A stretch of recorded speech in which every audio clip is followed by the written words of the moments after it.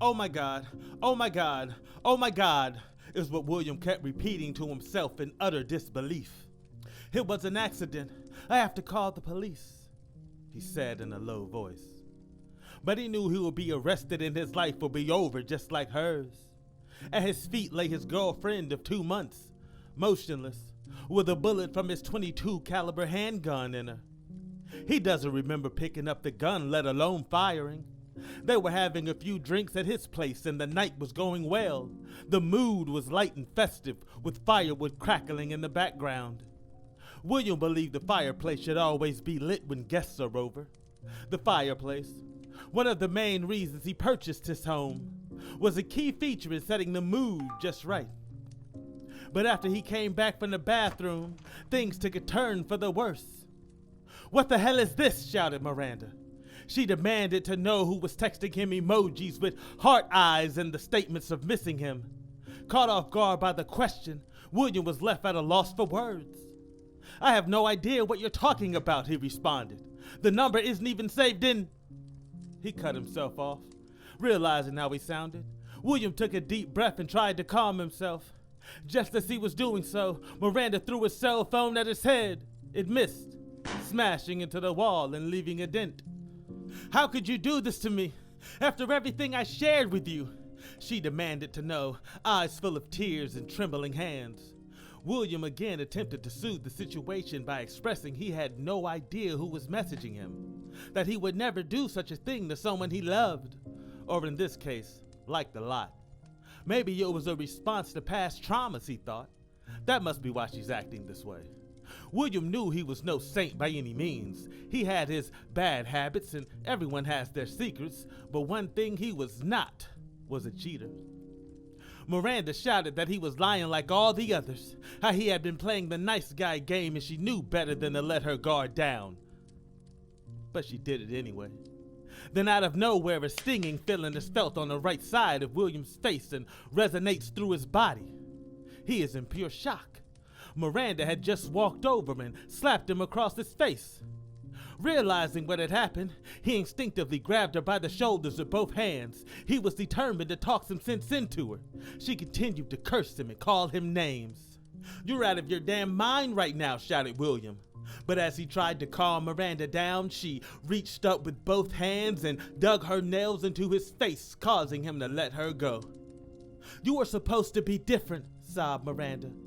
She felt as if her whole world had came collapsing around her. She knew a major problem of hers is that she loved fast and hard. It often led to heartbreak in the past, yet for some reason she thought this time would be different. Her friends have often warned her about it, begged her to be more mindful of it. They seem to care, but are really just tired of the cycle repeating itself. You can only bear to listen to the cries over another failed relationship so many times. Right now she feels a familiar pain, a sinking heart, and she feels rage. Standing a few steps back with his right hand on his face, mouth wide open, his phone buzzes again, laying face down on the floor with white pieces of sheetrock around it.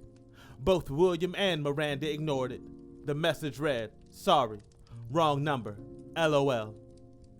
William blacks out for a moment. It couldn't have been more than a few seconds, he believed, but when he came to, there he stood, holding his handgun, with Miranda laying motionless on the floor. Did he let the rage from the slap cause him to overreact? Was it the embarrassment from the things she was saying? Forgetting about the text message that started this all in the first place, William begins to think of all the things in his life this will destroy. All of the goals and ambitions, the way people viewed him. He wouldn't last a day in prison. He's only 24. He has so much life to live and success to gain. The gun falls from his trembling hands, makes a dull thudding sound as it lands on the dark brown luxury vinyl flooring.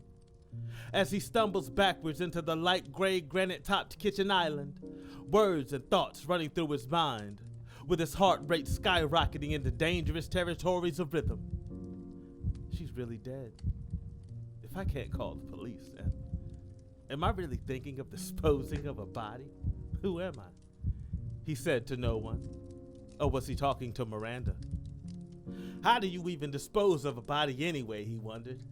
Thinking back to all the true crime series he's seen over his lifetime, why would he have lie? Does he have enough trash bags or duct tape just lying around?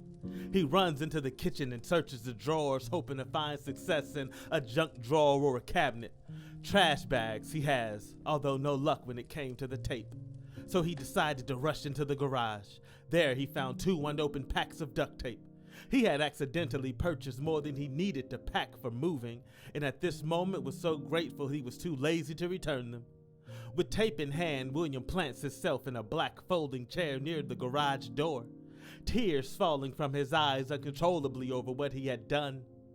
He loved Miranda, believed after all these letdowns and self-sabotaging that she was the one for him.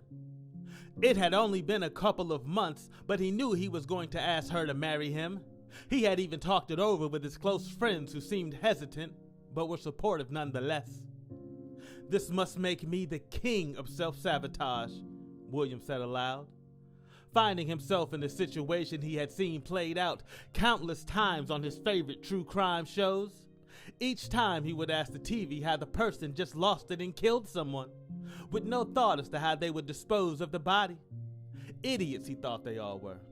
He was far too smart to ever find himself in a similar situation. He leans back in a folding chair that creaks loudly under the weight of his movements and laughs through the tears at how God laughs at the plans man makes. Getting his thoughts together and reaffirming that he is in fact doing this. After all, he had everything he needed. Plus, his closest neighbor is about a block away with trees and privacy fences between them. He was not too concerned about being seen by someone who was attempting to be nosy. This community was being sold on its private nature for its residents after all. He would have never thought this would be the feature he was so happy to have.